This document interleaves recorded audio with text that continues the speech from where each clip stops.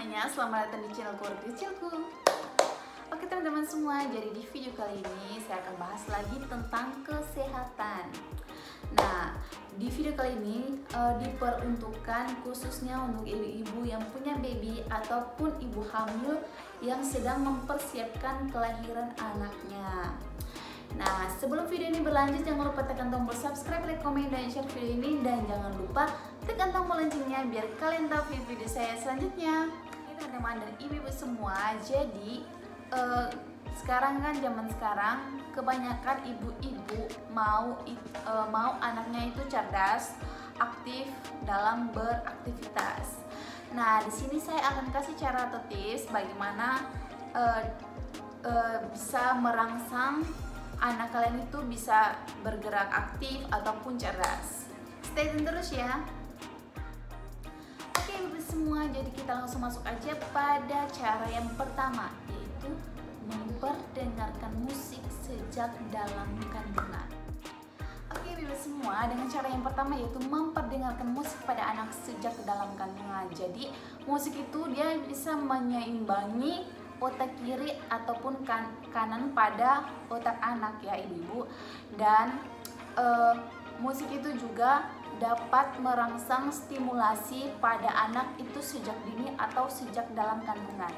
Anak yang sering mendengarkan musik dia lebih fokus pada kegiatan ataupun hal baru yang ada di depannya gitu ya ibu-ibu. Jadi pengalaman itu saya waktu hamil, kalaupun tidak ada earphone untuk didengarkan di perut ibu-ibu sekalian, pengalaman waktu saya hamil itu saya cuma putar musik melalui handphone aja, tapi jangan terlalu dekat dengan perut kita, jadi agak jauhan gitu ya ibu-ibu. Jadi palingan taruh HP-nya di sini ataupun di atas meja dan usap-usap perut kalian waktu kalian hamil. Nah, itu cara yang bagus untuk merangsang menstimulasi otak anak kiri dan kanan itu sejak dini, dan itu sangat bagus untuk kecerdasan anak. Bahkan para ahli juga menyarankan agar ibu-ibu yang punya baby ataupun yang sedang mengandung anaknya lebih untuk memperdengarkan musik sejak dini atau dalam kandungan ya ibu-ibu. Jadi itu adalah cara yang pertama untuk membantu kecerdasan anak dan menstimulasi otak anak sejak dini ataupun dalam kandungan. Cara yang kedua yaitu beri ASI eksklusif ya. Itu paling terpenting, amat terpenting, dan pada umumnya harus diberikan kepada bayi sejak baru lahir. Jadi kenapa? Karena memang ASI eksklusif itu memang paling penting, apalagi pada saat anak pertama dan juga pada saat ibu pertama kali menyusui dan pertama kalinya kolostrum itu keluar, dan kolostrum itu dia sangat bermanfaat untuk anak ibu-ibu sekalian. Jadi kalau misalnya ada yang alasan kalau payudaranya itu air susunya tidak keluar banyak dan harus pakai susu formula, jangan pernah pakai alasan itu, karena Tuhan sudah memberikan kita perempuan itu air susu untuk memberikan air susu kita itu kepada anak kita. Jadi jangan pernah pakai alasan apapun untuk memberikan susu formula ya. Jadi itu ASI itu sangat penting dan juga penting untuk kecerdasan otak anak kita ya ibu-ibu. Yang perlu kalian ketahui ibu-ibu, bahwa anak yang mendapat ASI eksklusif itu selama 6 bulan itu dia lebih cerdas dibandingkan anak yang tidak mendapatkan ASI eksklusif selama 6 bulan dan dia hanya meminum susu formula. Jadi anak yang ASI eksklusif itu dia lebih cerdas daripada anak yang meminum susu formula ya ibu. Jadi kalian harus tahu bahwa itu sangat penting. ASI eksklusif itu diberikan selama 6 bulan dan seterusnya. Kalau misalnya ibu-ibu mau berikan susu formula bisa, tapi setelah 6 bulan dulu berikan ASI eksklusif. Jangan berikan apapun, jangan berikan madu ataupun air putih, jangan. Harus diberikan ASI eksklusif selama 6 bulan. Dan biasanya setelah 6 bulan dokter menyarankan bahwa harus memberikan ASI juga sampai anaknya itu umur 2 tahun ya ibu-ibu, dan diselingi dengan makanan pendamping. Nah, yaitu cara agar anak kita itu lebih cerdas. Nah, itu cara yang kedua, yang pada umumnya memang harus diberikan ASI eksklusif pada anak supaya anak kita itu lebih cerdas dibandingkan dengan anak yang meminum susu formula. Berikutnya cara yang ketiga yaitu ajari bahasa baru setiap harinya pada si kecil. Jadi kalau misalnya anak kalian mulai berbicara, kalian harus tapi sebelum saya bilang, pasti kalian sudah mengajarkan anak kalian untuk berbicara setiap harinya, yaitu bicara seperti mama, ataupun papa, ataupun kakak. Nah itu kalian jangan hanya kasih belajar 1-2 kali, jangan harus kasih belajar anak kalian itu setiap harinya dengan kata-kata setiap hari selain mama, papa, ataupun kayak kesini.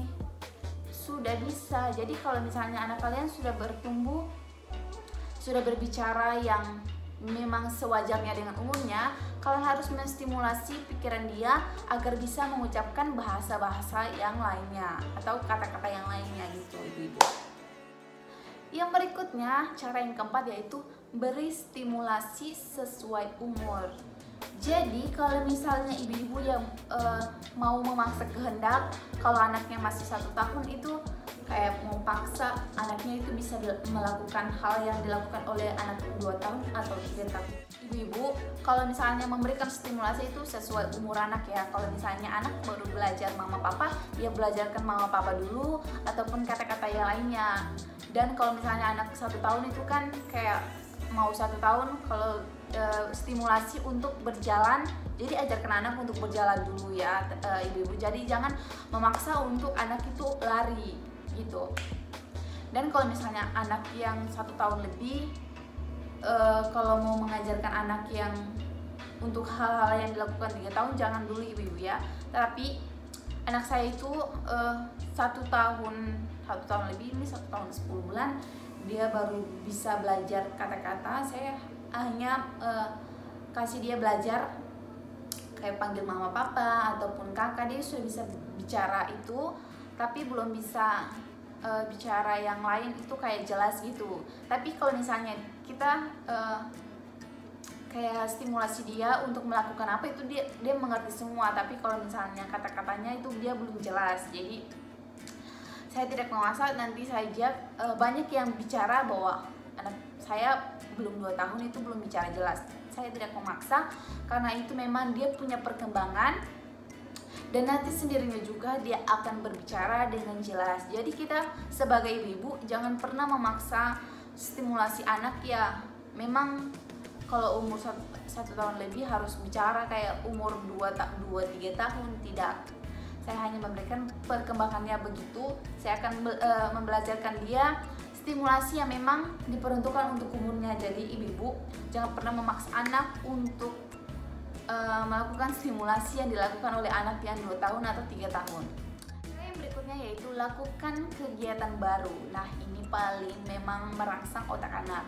Pengalaman dari saya, anak saya itu umur 1 tahun 10 bulan dan anak saya itu sudah meniru apa yang saya lakukan. Jadi kalau misalnya ibu-ibu mau melakukan sesuatu itu harus berpikir, harus berinisiatif bahwa apa yang saya lakukan ini, maka anak saya juga menirunya. Ini untuk ibu-ibu yang punya anak 1 tahun lebih, seperti anak saya 1 tahun 10 bulan.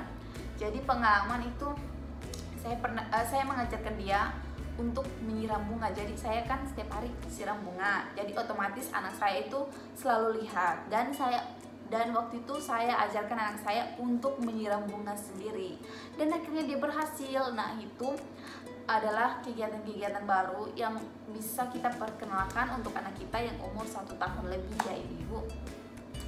Dan yang berikutnya pengalaman itu saya mengajarkan anak saya bahwa selesai bermain harus membersihkan permainannya. Jadi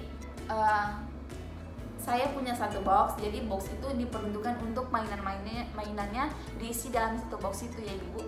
Jadi saya membelajarkan dia bahwa selesai bermain harus membersihkan dan merapikan permainannya. Jadi dia melakukannya dengan berhasil. Jadi tanpa saya suruh pun, dia melakukan hal-hal tersebut yang saya ajarkan.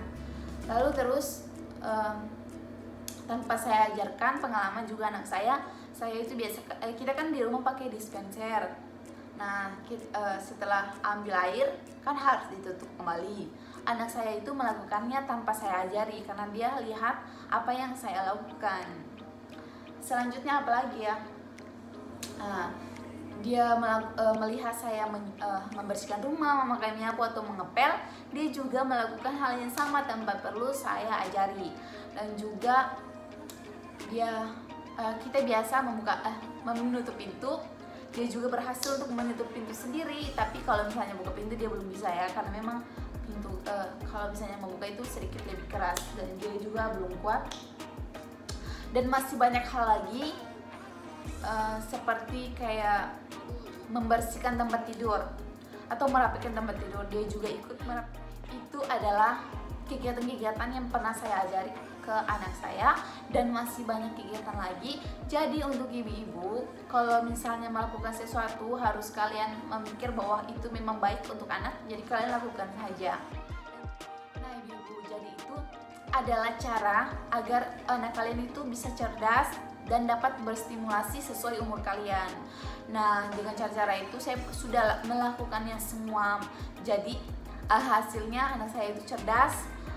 Jadi sebelum 2 tahun juga dia lebih cerdas dari anak yang sudah 2 tahun ataupun 3 tahun. Nah, itu stimulasi anak biar dia dapat berkembang, dan jangan pernah memaksakan stimulasi anak ya. Jadi berikan stimulasi itu sesuai umur anak kalian. Dan yang paling saya bangga, yang satu lagi, saya itu pernah mengajarkan dia bahasa Inggris. Bahasa Inggrisnya itu kayak memperkenalkan nama-nama nama-nama benda ataupun nama-nama organ tubuh. Jadi sejak ini saya harus membelajarkan dia bahasa Inggris supaya kedepannya itu kayak dia lebih paham gitu. Jadi saya kalau misalnya belajar dia bahasa Inggris, tapi saya tidak memaksa otaknya ya ibu. Jadi saya memperkenalkan kata-kata benda aja. Jadi saya mempertanyakan dengan bahasa Inggris, dia hanya menunjuk bagian yang memang dia tahu. Kayak kayak saya kasih belajar dia kayak kepala, mana kepala, mana mata, tapi dalam bahasa Inggris. Jadi dia sudah tahu. Jadi saya bangga karena anak saya cerdas. Karena itu memang ibu yang punya inisiatif tinggi untuk mencerdaskan anaknya. Oke ibu semua, jadi itu adalah penjelasan tentang cara mencerdaskan anak dari kecil. Jadi untuk kalian ibu-ibu yang mau anaknya cerdas, kalian bisa lakukan cara-cara seperti ini. Oke, sebelum video ini sampai di sini dulu. Jangan lupa dukung selalu channel Keluarga Kecil Kini ya ibu, biar channel ini dapat berkembang dan dapat menginspirasi banyak orang. Kalaupun ibu-ibu sekalian mau saya bikin konten tentang apa, kalian tinggal komen aja di kolom komentar. Oke, video kita sampai di sini dulu. Sampai jumpa di video selanjutnya.